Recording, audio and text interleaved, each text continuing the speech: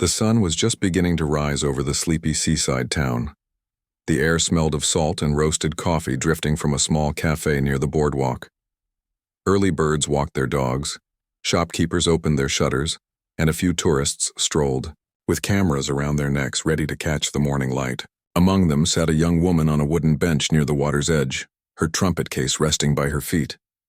Her name was Lila, and though she looked calm, her fingers fidgeted nervously with the buttons of her worn jacket.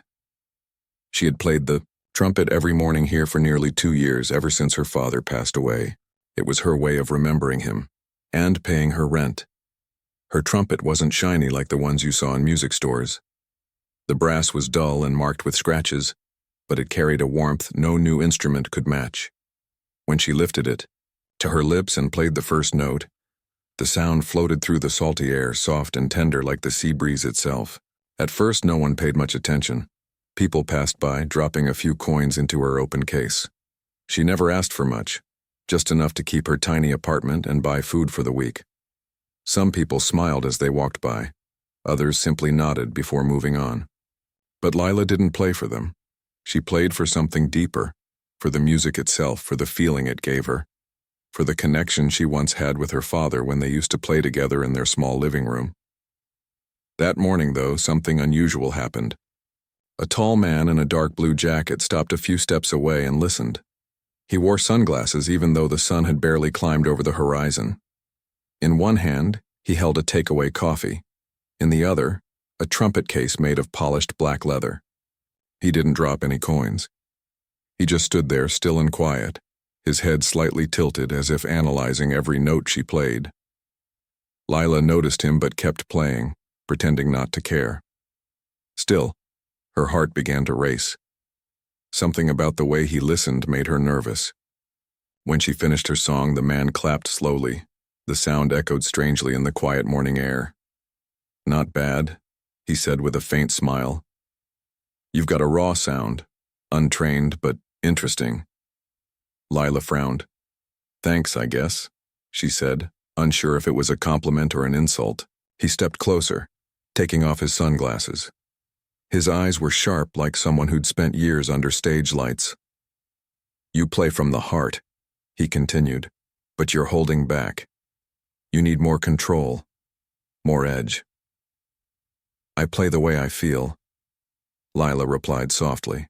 "That's enough for me," the man chuckled. "Feeling is good, but it won't get you far without skill." He paused, glancing at her old trumpet. "Mind if I show you what I mean?" Lila hesitated. She didn't know who this stranger was, but there was something in his tone, confident, maybe even a little arrogant, that made her want to prove herself. "Go ahead," she said, stepping aside. The man opened his case and pulled out a trumpet that gleamed like gold in the sunlight. It looked expensive, the kind that only professionals could afford. He lifted it with ease, as if it was part of him. Then he took a deep breath and played. The sound was powerful, smooth and controlled, every note precise, every phrase shaped like a story. People began to gather around, drawn by the sudden burst of music. A few even started recording with their phones. When he finished, a small crowd clapped and cheered. He smiled modestly, though there was pride in his eyes. "See?" he said, turning to Lila. "That's how you command attention. Technique and feeling, both matter." Lila felt her cheeks flush. "That was impressive," she admitted. "You're really good." The man gave a small nod. "I should be. I've been playing for 30 years. Someone in the crowd gasped and whispered his name. Lila caught it. Adrian Cole. She blinked in surprise. Even she had heard that name before. Adrian Cole was one of the most famous trumpet players in the world, known for his wild improvisations and sold-out concerts in big cities. What on earth was he doing in her little town? Adrian noticed her expression and smirked. "So you've heard of me?" "Of course," she said, still trying to process it. You're Adrian Cole." "In the flesh," he said with a shrug. "Just passing through. Needed a bit of ocean air before my next show." He gestured toward her trumpet. "Tell you what, how about we make this morning more interesting? Let's have a duel." "A duel?" she repeated, confused. He nodded, grinning like a mischievous child. You play your best piece, I play mine. The crowd decides who wins. Lila's heart skipped. That's not fair, you're a world-famous artist. Then I'll take it easy, he said with a wink. Think of it as a friendly challenge. The people around them murmured excitedly. Someone shouted, Do it. Another yelled, Come on, girl, show him what you've got. Lila looked around. There must have been 20 or 30 people now. She could feel their eyes on her waiting. She had never performed for this many at once. Her stomach tightened, but something inside her, maybe pride, maybe courage, whispered, Why not? All right, she said finally. You're on. Adrian grinned. Ladies first. Lila took a deep breath and closed her eyes. She remembered her father's voice, soft and steady. Don't play for the notes, play for the feeling behind them. When she began, her first few notes were shaky, but soon they grew stronger. The melody she chose wasn't complicated. It was the lullaby her father used to whistle when she was little, the same tune he'd taught her to play when she first picked up the trumpet. It was a simple, old-fashioned song, but it carried her heart in every note. The crowd quieted. Even the seagulls seemed to pause. Her trumpet told a story of mornings spent practicing, of laughter, of loss, and of the unspoken bond between a father and daughter. When she finished, there was silence. Then the clapping began, slow at first, then louder until the whole crowd erupted. Adrian looked at her thoughtfully, his confident smile fading a little. For the first time, he seemed unsure. That was unexpected, he said quietly. Your turn, Lila said, still catching her breath. Adrian raised his trumpet, but something in his posture had changed. He played, but his notes didn't soar like before. They were perfect, too perfect, clean, polished, professional, but empty somehow. Compared to Lila's raw emotion, his performance sounded like an echo of something that used to be alive but wasn't anymore. When he finished, the crowd clapped politely. Some looked at each other, uncertain who had won. Then a child's voice called out, The girl won! The crowd laughed and cheered again, this time for Lila. Someone whistled. A few people even started recording her. Lila stood frozen, unable to believe what had just happened. Adrian lowered his trumpet and looked at her. For a moment, she thought he might be angry. Instead, he smiled. A small, genuine smile that didn't look like the one he wore on posters. You've got something rare, he said quietly, just for her to hear. Don't lose it. Lila blinked. I thought you said I needed control. You do, he replied. But maybe I need a little of what you have. The part that makes people feel something. Before she could say anything, he packed up his trumpet and handed her his business card. I'm in town for a few days, he said. If you ever want to talk music, come find me. Then he turned and walked away, leaving her standing in the middle of the boardwalk, surrounded by applause and the soft crash of waves. When the crowd finally dispersed, Lila sat back on her bench staring at his card. The name Adrian Cole shimmered in gold letters. She didn't know what to think. A famous artist had just challenged her, and somehow she hadn't lost. That night, as she lay in bed, she couldn't sleep. She kept hearing his words in her head. You've got something rare. She didn't know what it meant yet. But deep inside, she felt that something had shifted. Like the beginning of a new melody. One she had never heard before. Outside her window, the ocean whispered softly in the dark. Tomorrow, she thought, she would go back to the boardwalk and play again, and maybe, just maybe, she'd see him there. The next morning came with the sound of waves breaking against the rocks and gulls calling in the distance. The sun had barely risen when Lila walked down to the boardwalk again, trumpet case in hand. She didn't sleep much that night. Her thoughts kept drifting back to the strange events of the day before, the crowd, the applause, and of course, Adrian Cole. She still couldn't believe she had stood face to face with one of the most famous trumpet players in the world, and that he had challenged her to a duel. It all felt like a dream, but the memory of his voice, his sharp eyes, and the sound of his perfect notes were still clear in her mind. She reached her usual spot by the railing, the place where she could see the sea stretch endlessly. The morning air was cool and a soft breeze brushed against her hair. She opened her trumpet case and ran her fingers over the worn brass as if touching an old friend. "All right," she whispered to herself. "Let's see what today brings." She began to play softly on the same melody as yesterday, though this time with a little more confidence. Her notes floated gently, dancing through the air, mixing with the sound of the sea. People walking by smiled, some stopping to listen. A few children clapped along. Halfway through her second song, she noticed movement from the corner of her eye. When she turned, she saw him, Adrian, standing near the coffee stand watching her again. Her heart skipped a beat. He didn't wear his sunglasses this time.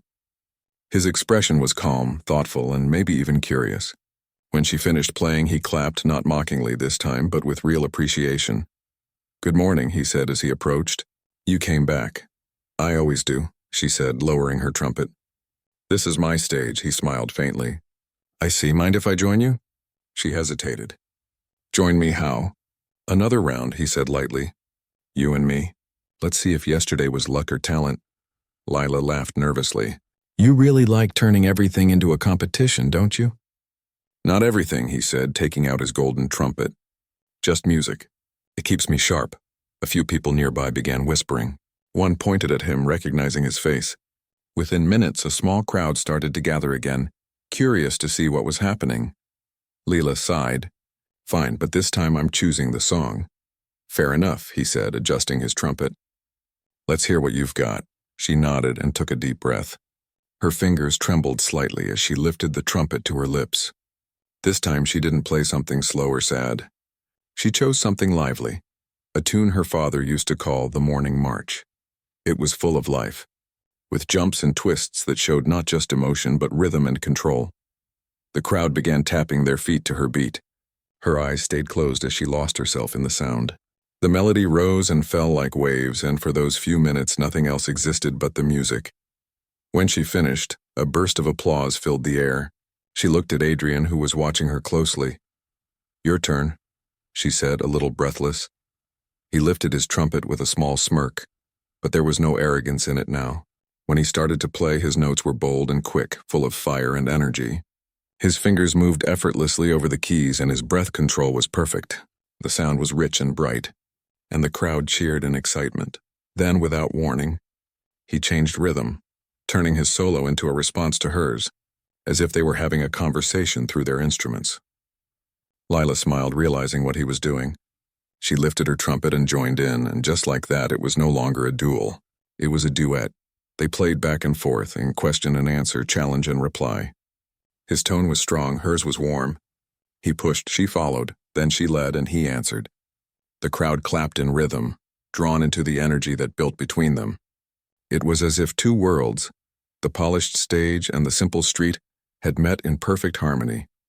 When the final note faded, there was a long pause before the applause erupted. People shouted, cheered, and whistled. Some even called for more. Adrian laughed, lowering his trumpet. "Well," he said, looking at her, "you've definitely got something." Lila smiled shyly. "You didn't make it easy." "I wasn't supposed to," he said, grinning. "You handled yourself well." For a moment, they just stood there, smiling at each other as the crowd slowly began to leave. When it was finally quiet again, Adrian sat on the bench beside her. "Tell me," he said, "where did you learn to play?"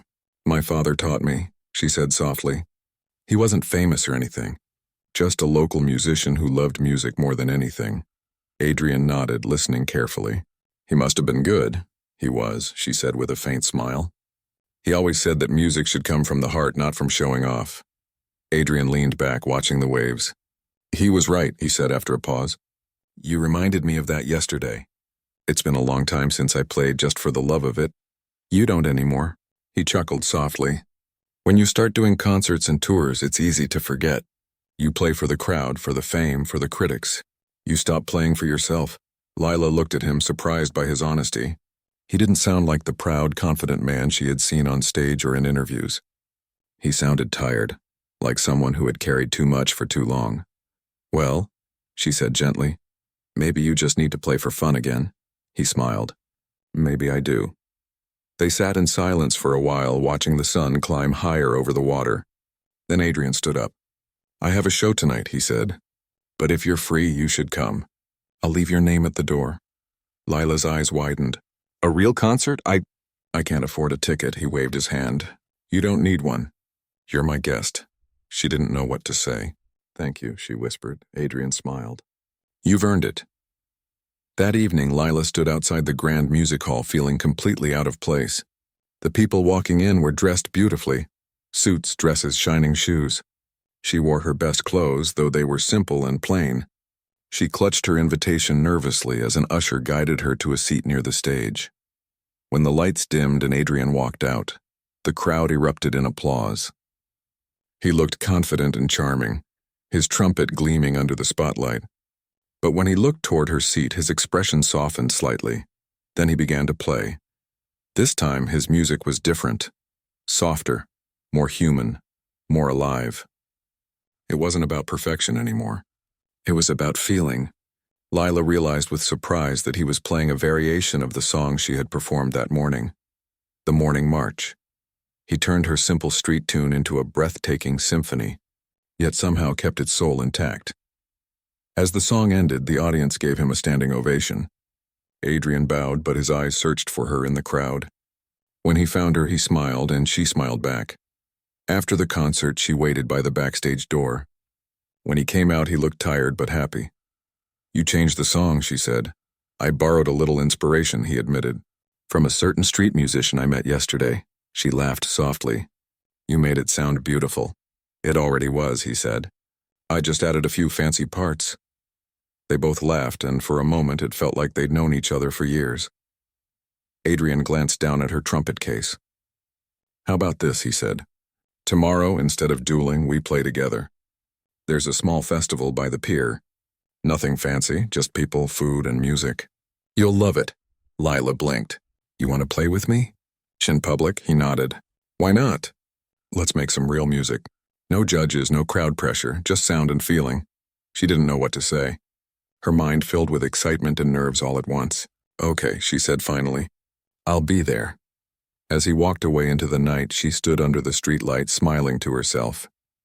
The girl who used to play for coins on the boardwalk had just been invited to perform with a legend. That night, she went home and took her trumpet out of its case. She polished it gently, humming as she worked. It wasn't shiny, but to her it was priceless. When she finished, she whispered to herself, "Tomorrow we play for the world."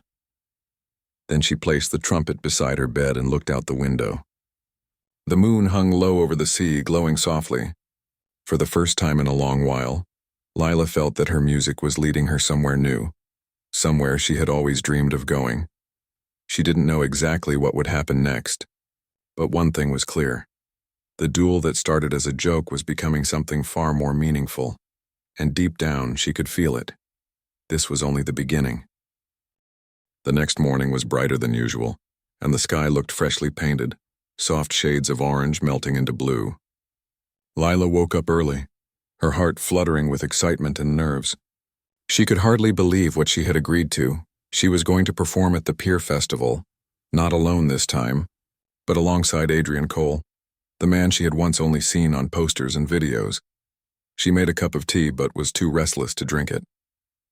Her small apartment felt suddenly too quiet, too small for the thoughts racing in her head.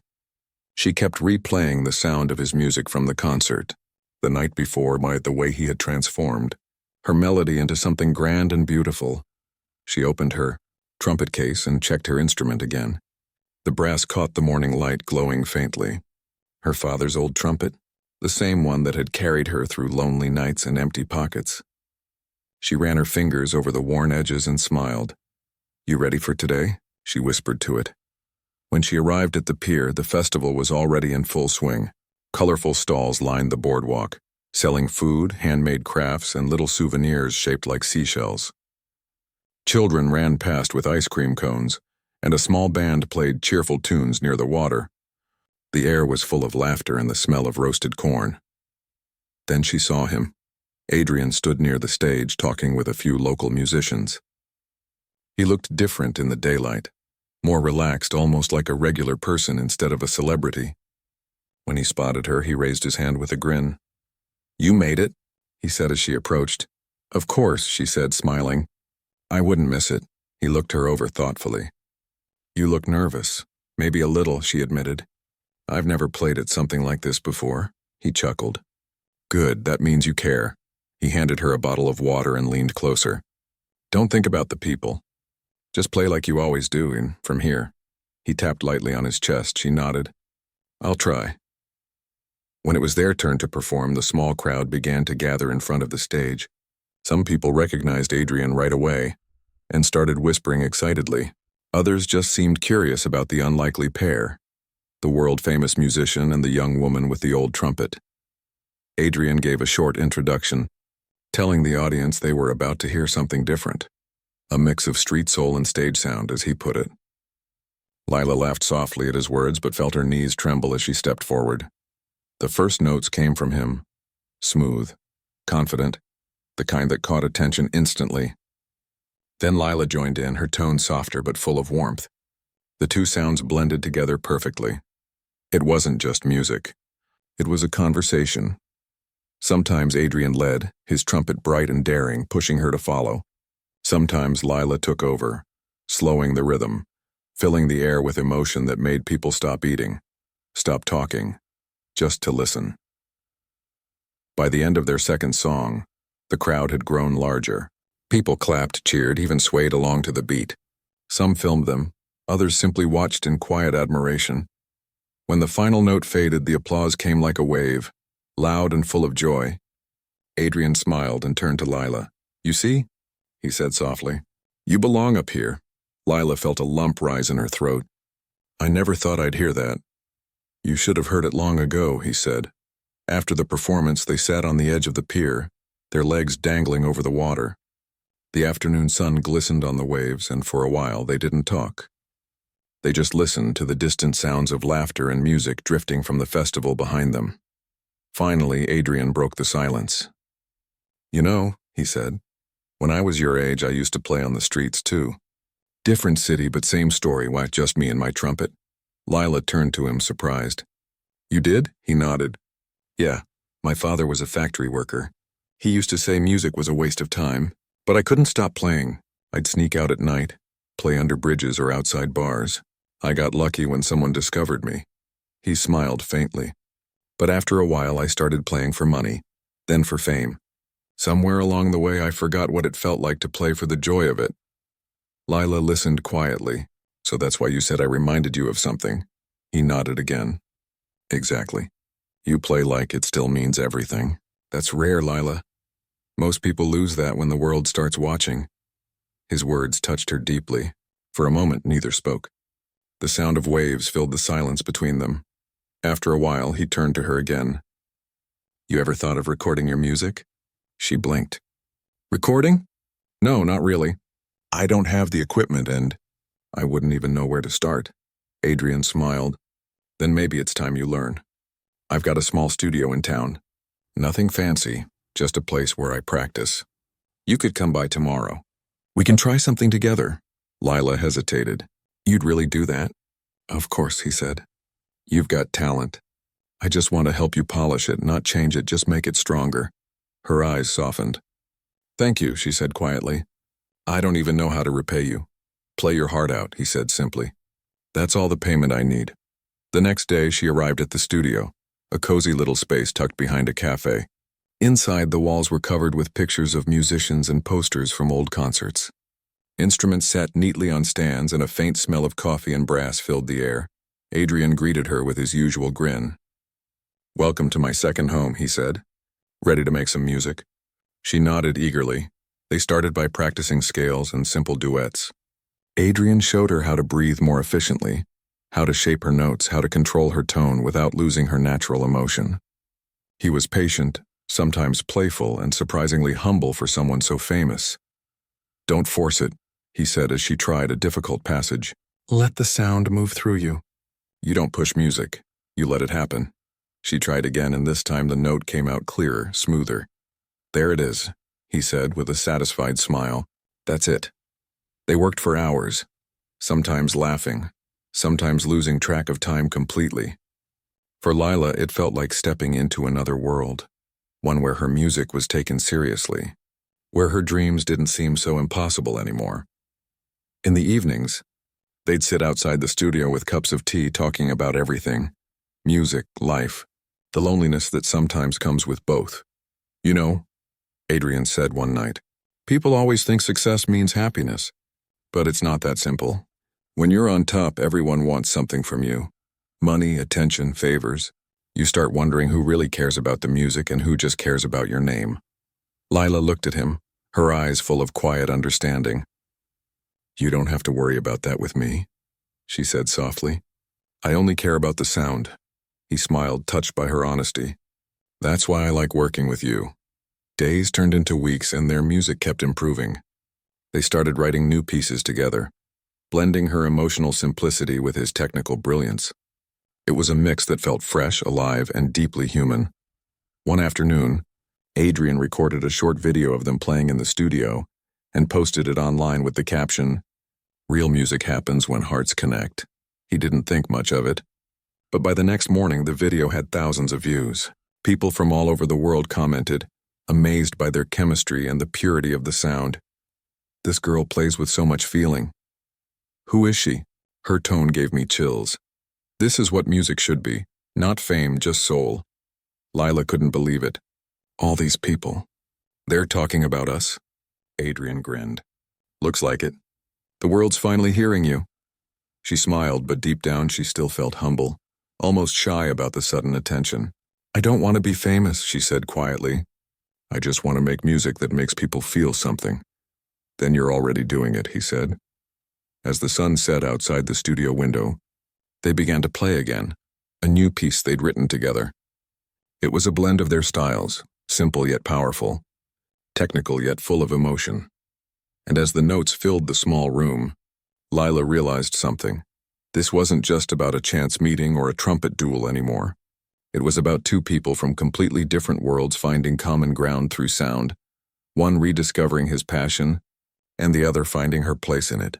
When they finished, the room fell silent except for the faint hum of the sea breeze outside. Adrian looked at her and smiled. "Lila," he said softly, "you remind me what music really is. Not fame, not applause, just truth." She looked down, smiling shyly. "You remind me that dreams can come true." They both laughed quietly, and for a long moment neither spoke. The silence between them was comfortable, like the pause between two beautiful notes. Outside, the last light of day faded into the calm of evening, carrying with it the promise of something new, something neither of them could quite name yet. But they both knew one thing for sure. This was only the middle of their story. The real music had just begun.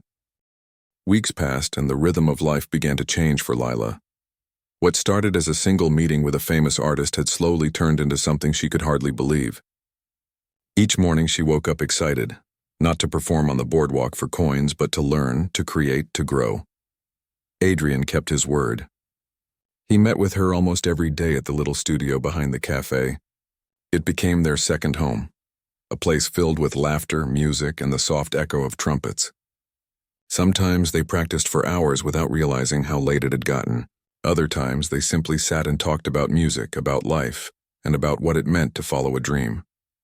Under Adrian's guidance, Lila learned how to refine her sound. He showed her how to control her breath, how to move her fingers faster, and how to let silence between notes speak just as loudly as the music itself. But in return, she taught him something he didn't expect: how to play with heart again. "You're starting to sound like yourself," he told her one afternoon as they took a break. "What does that mean?" she asked, smiling. "It means you're not copying anyone," he said. "You're not trying to sound like me or anyone else. You've found your own voice. That's what real musicians spend their whole lives searching for."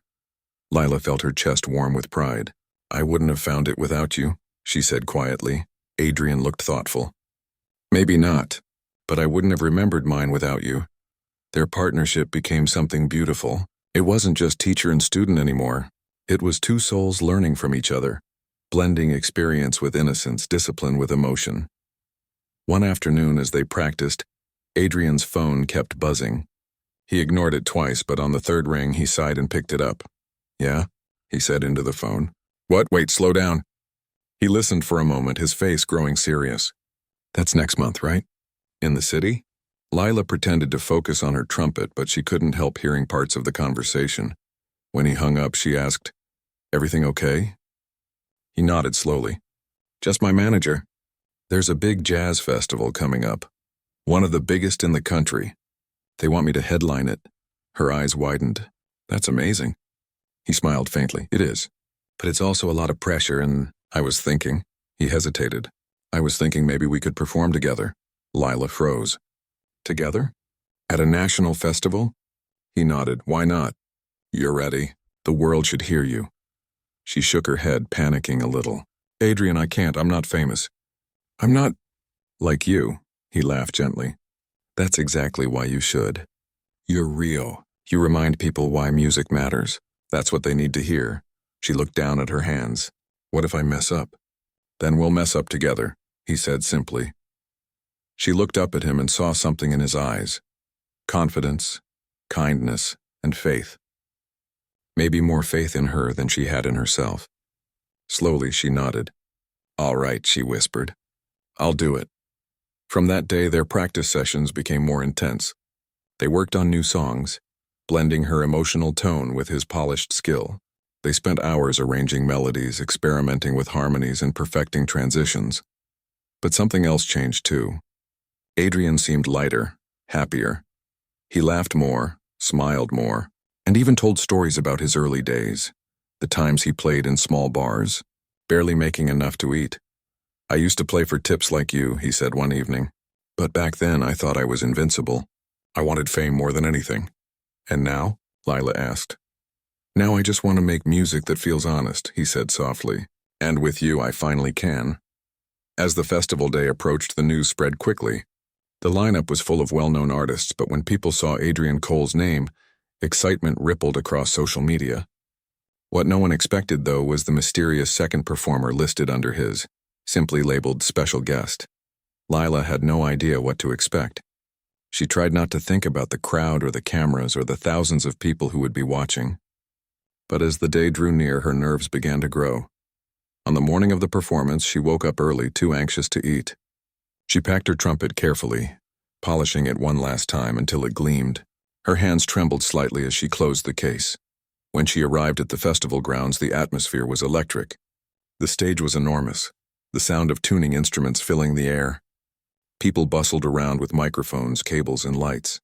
Musicians warmed up, laughter and chatter echoing behind the scenes. Adrian met her near the backstage area. "You ready?" he asked with a grin. "I think so," she said, trying to sound calm. He looked at her for a moment, then said softly, "Don't think about the crowd. Don't think about me, just play. Play like you're back on the boardwalk. Remember how it felt to play for the sea for yourself." She nodded slowly. His words steadied her heart. When it was their turn to go on, the announcer's voice echoed through the arena. "Please welcome the legendary Adrian Cole and his special guest." The audience roared. Adrian walked out first, waving, looking every bit the star he was. Lila followed quietly behind him, clutching her trumpet. The lights were blinding, and for a moment she felt her knees weaken. But then she remembered his words, "Play for yourself." The first few notes came from him, sharp, confident, commanding the stage. Then her turn.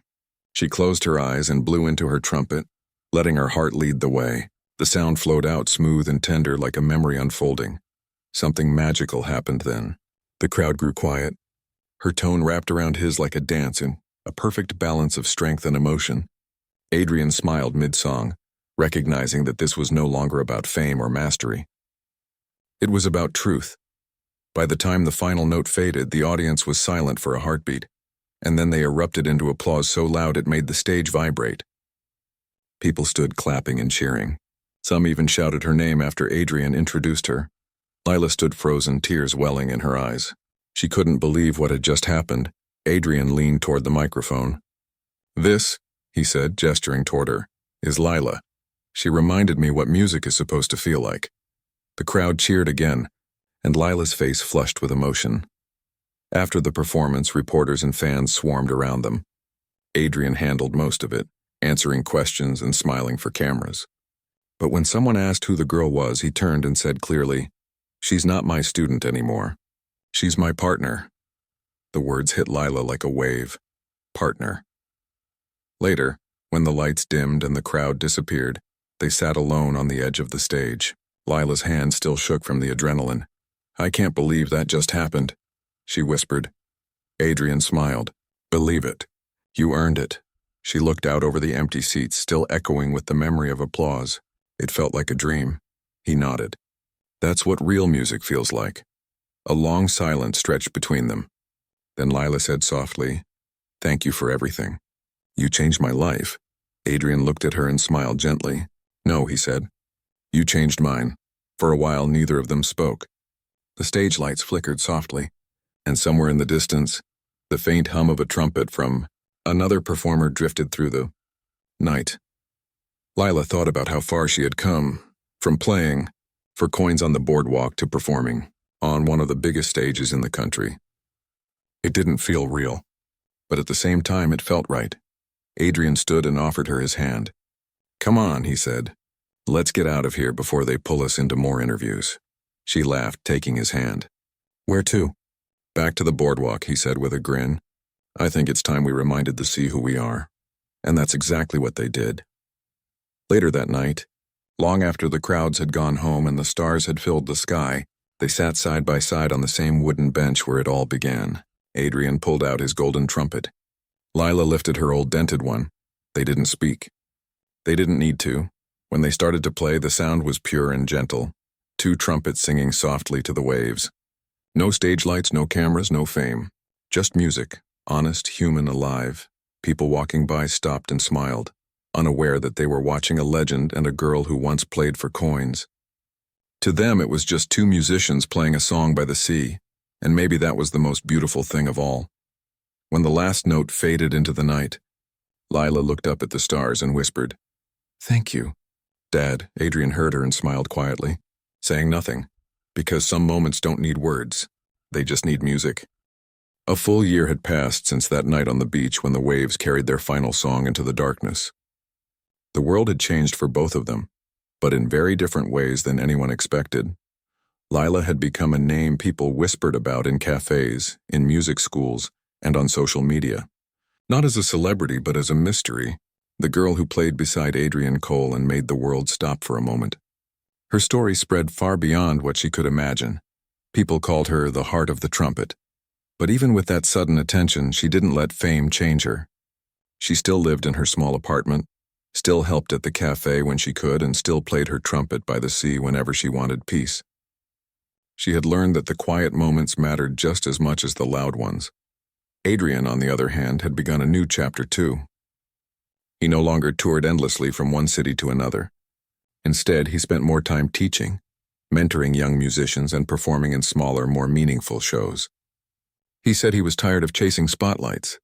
What he wanted now was truth in music, something he had rediscovered through Lila. One afternoon, while Lila was practicing in her tiny studio, her phone buzzed. It was Adrian. "You're free next weekend?" he asked over the phone. "I think so," she said. "Why?" "Because we've been invited to perform again," he said. Same festival 1 year later. "They want us back." Lila's eyes widened. "Really? Why us?" Adrian laughed softly. "Because last time we didn't just play music. We told a story, and they want to hear the ending." She hesitated. "Do you think we should?" "I mean, that moment was special. Maybe it's better to leave it as it was." He paused for a moment. "Sometimes," he said gently, "the story isn't finished until the music says goodbye." Something about his words settled in her heart. She knew what he meant, and so they agreed. In the days that followed, they began to prepare again. But this time, everything felt different. There was no pressure, no fear, no rush. They didn't talk about perfection or fame. They just wanted the performance to mean something. Their rehearsals were filled with laughter. They reminisced about that first duel on the boardwalk, how awkward and funny it had been, how she'd been shaking so hard she could barely hold the trumpet, and how he'd smirked before realizing she was about to change everything. "You really surprised me that day," Adrian said, chuckling. "You looked so sure of yourself," Lila teased. "I almost didn't want to play." I'm glad you did, he said with a smile. That duel saved me in ways you'll never understand. Lila smiled softly but didn't say anything. She knew what he meant. She had seen how his eyes softened over time, how his music grew warmer, more human. Fame had taught him skill, but she had taught him soul. Finally, the day of the festival arrived. The crowd was even bigger than the year before. Posters with their names hung everywhere, and people from across the country had come to see them perform together again. Backstage, Lila sat quietly, her trumpet resting in her lap. She felt calm, not nervous this time. Adrian sat beside her, tuning his instrument with care. "Do you ever think about that first day?" she asked quietly. "All the time," he said. "It reminds me how small moments can change everything." They shared a long, peaceful silence. Then the stage manager appeared, giving them the cue. "It's time." As they walked out into the light, a wave of applause rolled over them. Thousands of people clapped and cheered, their faces glowing in anticipation. Adrian stepped to the microphone and raised his hand to quiet the crowd. "Last year," he began, "I came here as a performer. Tonight I stand here as a student of life, of music, and of the people who remind us what it means to feel." He turned toward Lila and smiled. "This young woman changed the way I hear music. Tonight we play not as master and student, but as equals." The audience cheered again, and Lila felt her chest tighten with emotion. Then, without another word, they began to play. The first note was gentle, almost like a whisper.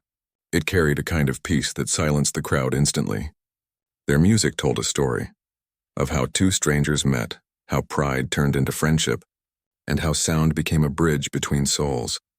Lila's trumpet sang of her father, of the days she spent alone on the boardwalk, of the dreams she never dared to say out loud. Adrian's trumpet answered her with warmth, strength, and gratitude, a man rediscovering the heart he'd once lost. Their duet moved like waves, rising, falling, growing stronger, then softening again. It wasn't just performance anymore. It was conversation, emotion, truth. As the song neared its end, Lila looked at Adrian, and for a moment the world disappeared. The crowd, the lights, the fame, and none of it mattered.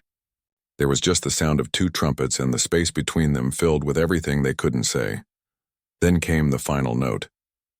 It was pure, long, and full of feeling. When it ended, silence swept across the arena like a gentle wind. For a few seconds, no one moved. Then slowly the audience rose to their feet. The applause was deafening. People shouted, cheered, even cried. Lila blinked back tears, overwhelmed. She looked at Adrian, who smiled at her through watery eyes. He stepped forward and spoke again into the microphone. "A year ago, I challenged this girl to a duel.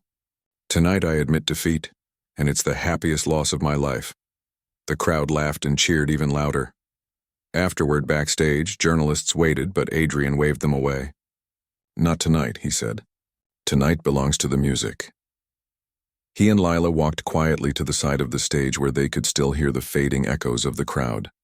Lila held her trumpet close, feeling its cool metal against her palms. "You know," Adrian said softly, "this might be the last time we play together for a while. I have to travel again next month." She nodded slowly. "I know, it's okay. You have to go where the music takes you." He looked at her with a gentle smile. "And you? What will you do?" "I'll keep playing," she said. "Maybe teach some kids at the community center. Maybe record something one day.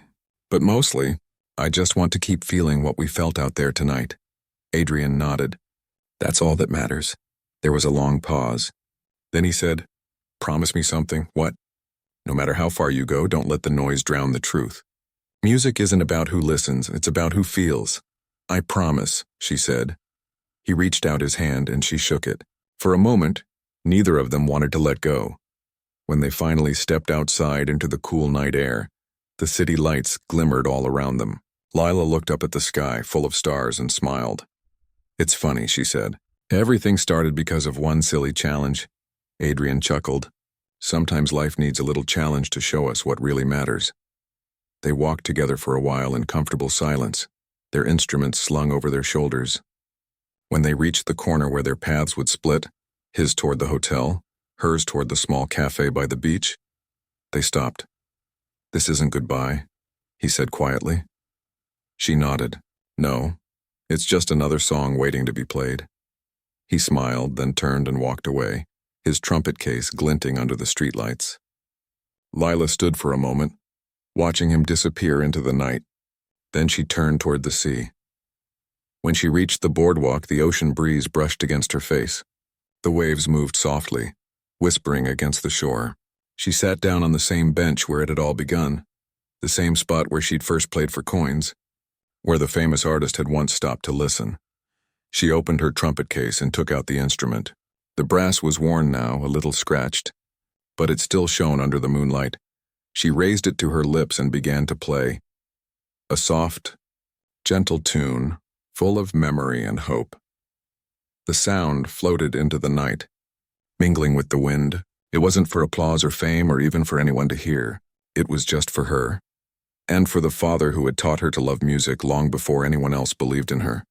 Somewhere in the distance, she thought she heard another trumpet answering, faint but clear like an echo carried by the breeze.